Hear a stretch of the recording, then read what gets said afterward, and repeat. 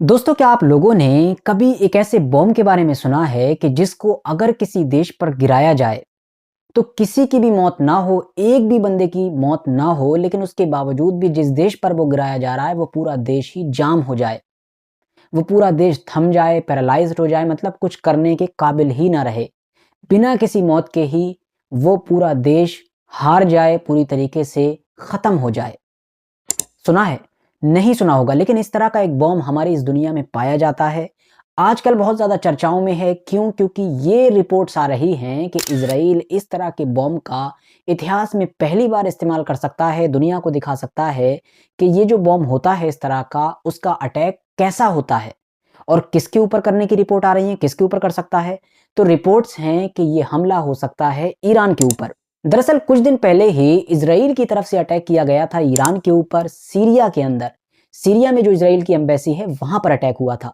उसमें कई लोगों की जान गई थी, जिसमें कमांडर वगैरह भी शामिल थे। तब से ही लगातार दुनिया भर के अंदर ये कयास लगाए जा रहे हैं कि ईरान रिटेलिएट करेगा, नहीं करेगा, मतलब जवाबी कार्रवाई करेगा, नहीं करेगा, करेगा तो कब करेगा, कैसे करेगा, कहां पर करेगा, किस रेंज की करेगा, मतलब अलग अलग तरह की बातें चल रही हैं। बहुत सारे लोग, बहुत सारे एक्सपर्ट्स ऐसे हैं जो कह रहे हैं कि ईरान हमला नहीं करेगा, बल्कि हमेशा की तरह सिर्फ धमकियां देता रहेगा, जबान से ही काम चलाएगा और बाद में शांत बैठ जाएगा। वैसे पर्सनली मेरा भी यही मानना है कि ईरान हमला शायद नहीं करेगा और ईरान को ये हमला करना भी नहीं चाहिए, वरना ईरान की तरफ से ये बहुत बड़ी एक बेवकूफ़ी साबित होगी। मतलब वही हो जाएगा जो इजराइल खुद चाहता है ईरान से करवाना। और ऐसा जो मैं कह रहा हूँ वो इसलिए कह रहा हूँ क्योंकि ये जो वक्त वक्त पर ईरान के ऊपर इजराइल हमले करता रहता है, उसको प्रोवोक करने की कोशिश करता है, ये इसीलिए करता है ताकि किसी तरीके से ईरान को वो इस जंग में इन्वॉल्व कर ले और किसी तरीके से उस जंग में एक बार फिर से जान डाल दे जो पहले ही हारी जा चुकी है, पहले ही खत्म हो चुकी है। आपको पता होना चाहिए कि पिछले 6 महीने से इजराइल जो हमास से जंग लड़ रहा है गाजा के अंदर, उसमें वो अपने किसी भी टारगेट को अचीव नहीं कर पाया है। वो जो गोल्स लेकर अंदर उतरा था उसमें से उसका एक भी गोल पूरा नहीं हुआ है। ना उसने हमास को ख़त्म किया, ना उनके टनल नेटवर्क को कोई नुकसान पहुंचा पाया खास, ना एक भी हॉस्टेज को वो छुड़ा पाया। जो छूटे भी जैसे तैसे, वो या तो डील की ज़रिए से आए हैं या फिर उनकी डेड बॉडी आई है। मतलब जो उसका एक इरादा था कि जाएंगे, हमास को ख़त्म करेंगे, नेटवर्क जो सिस्टम है उनका टनल का उसको बर्बाद करेंगे और सब हॉस्टेजेस को ले आएंगे, वो कुछ भी नहीं हुआ है। इवन अब लगातार डील चल रही है, यानी आपस में बातचीत चल रही है ताकि नतीजा किसी डील तक पहुंच जाए। और दूसरी तरफ ये सब करने के लिए उसने जो वहां के आम लोगों को खत्म किया है, बच्चों को शहीद किया है, औरतों को खत्म किया है, आम लोगों को मारा है, बूढ़ों को मारा है, उसकी वजह से वो सारी छवि, वो सारी इमेज जो उसने पिछले 60-70 साल में दुनिया भर में तैयार की थी कि भाई हम तो मजलूम हैं, हमारे लिए सारी छूट दे दो, हमें तो एक कोटा दे दो सब कुछ करने का, इंटरनेशनल कानून की भी हमें धज्जियां उड़ाने दो, वो सब खत्म हो चुकी है। पूरा जो पब्लिक ओपिनियन है अब दुनिया भर का, वो इसराइल को लेकर चेंज हो चुका है। उसी का असर है कि यूरोप के ज़्यादातर देश के जो खुलेआम इसराइल को सपोर्ट किया करते थे, अब लगातार इसराइल से तो बच ही रहे हैं, फिलिस्तीन की सपोर्ट में बयान देते हैं कि भाई टू स्टेट सॉल्यूशन लाना चाहिए, आज़ादी की बात करना चाहिए। अब वो चाहे इटली हो, फ्रांस हो, स्पेन हो, कोई भी इस तरह का देश हो। इवन यूके और यूएसए जैसे देश कि जिनके बारे में ये माना जाता है कि इनमें से एक यानी कि यूके ने इसराइल को जन्म दिया था, यूएसए ने उसको हमेशा पाला है। ये दोनों देश भी अब इसराइल के साथ खड़े होने में शर्म महसूस कर रहे हैं और बार-बार विचार कर रहे हैं कि इसराइल को अनकंडीशनल सपोर्ट देना चाहिए या फिर नहीं। इस तरह की बातें वहाँ भी दिखाई दे रही हैं। तो अब ऐसे माहौल में इसराइल की ये ख्वाहिश है कि किसी तरीके से ईरान जो अभी तक शांत बैठा है, वो जंग में कूद जाए। एक बार अगर ईरान जंग में इन्वॉल्व हो गया तो अमेरिका डायरेक्ट आएगा जंग में, क्योंकि अमेरिका और इसराइल का रिश्ता कोई दोस्त वगैरह का नहीं बल्कि बाप बेटे का है।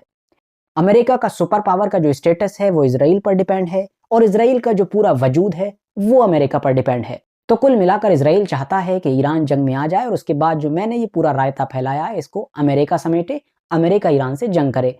और वो सारा ओपिनियन पोल कि जो पिछले 6 महीने के आम लोगों के कत्लेआम की वजह से चेंज हो चुका है, शायद उसमें भी कुछ सुधार आ सके।